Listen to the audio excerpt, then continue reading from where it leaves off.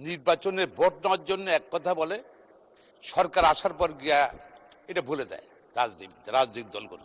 Family card এর মধ্যে বিলি শুরু হয়ে গেছে, যেটা আঙ্গুলে যে ভোটের আঙ্গুলের কালো ফুসকানোর আগেই বৃহত্তর নোয়াখালীতে এই কৃষি কার্ড কখন বিলি করার পরিকল্পনা আছে। সারা দেশে কৃষকদের বিনামূল্যে সার ও কৃষি পণ্য প্রদানের কোন পরিকল্পনা সরকার আছে কিনা, থাকলে তা কবে হতে চালু হবে? আপনাকে ধন্যবাদ মাননীয় স্পিকার। মাননীয় কৃষি মন্ত্রী। ধন্যবাদ মাননীয় স্পিকার। আপনার মাধ্যমে ধন্যবাদ জানাচ্ছি মাননীয় সংসদ সদস্যকে। সারা বাংলাদেশে কৃষককে বিনামূল্যে সার কৃষি পণ্য প্রদানের কোনো পরিকল্পনা আপাতত সরকারের নেই মাননীয় স্পিকার। তবে কৃষি উৎপাদন বৃদ্ধি, কৃষিকাজের সহায়তা লক্ষ্যে 2025-26 অর্থ বছরে 26 লক্ষ metric ton urea, 9,50,000 metric ton TSP, 10,50,000 metric ton MOP এবং 16,85,000 মেট্রিক টন ডিএপি সার ভর্তুকি মূল্যে কৃষক পর্যায়ে সরবরাহ করা হয়েছে মাননীয় স্পিকার। 25-26 অর্থ বছরে মার্চ পর্যন্ত 16,240 কোটি টাকা কৃষি ভর্তুকি হিসাবে প্রদান করা হয়েছে। ধন্যবাদ মাননীয় স্পিকার আপনাকে। মাননীয় সদস্য এ এম মাহমুদউদ্দিন খোকন একটি সম্পূরক প্রশ্ন করতে পারেন। মাননীয় স্পিকার, আপনাকে ধন্যবাদ।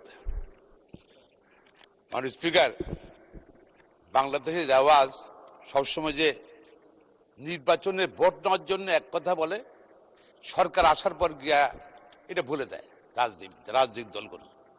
এবারই প্রথম আমাদের মাননীয় প্রধানমন্ত্রী সংসদ নেতা নির্বাচনী প্রতিশ্রুতি দিয়েছিলেন যে ফ্যামিলি কার্ড, কৃষি কার্ড সহ বিভিন্ন সুযোগ সুবিধার কথা এর মধ্যে, এবং অল ফ্যামিলি কার্ড এর মধ্যে বিলি শুরু হয়ে গেছে, যেটা আঙ্গুলে যে ভোটের আঙ্গুলের কালো ফুসকানোর আগেই মাননীয় স্পিকার।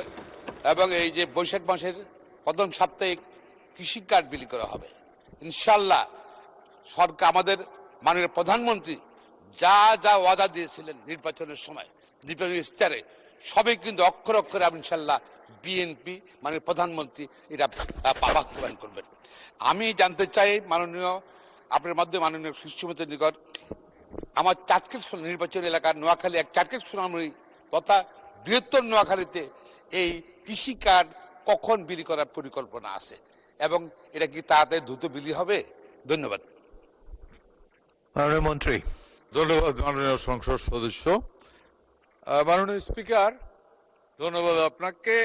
আপনার মাধ্যমে ধন্যবাদ দিচ্ছি মাননীয় সংসদ সদস্যকে। আপনি কৃষি কার্ড, আমরা এই মুহূর্তে সারা বাংলাদেশে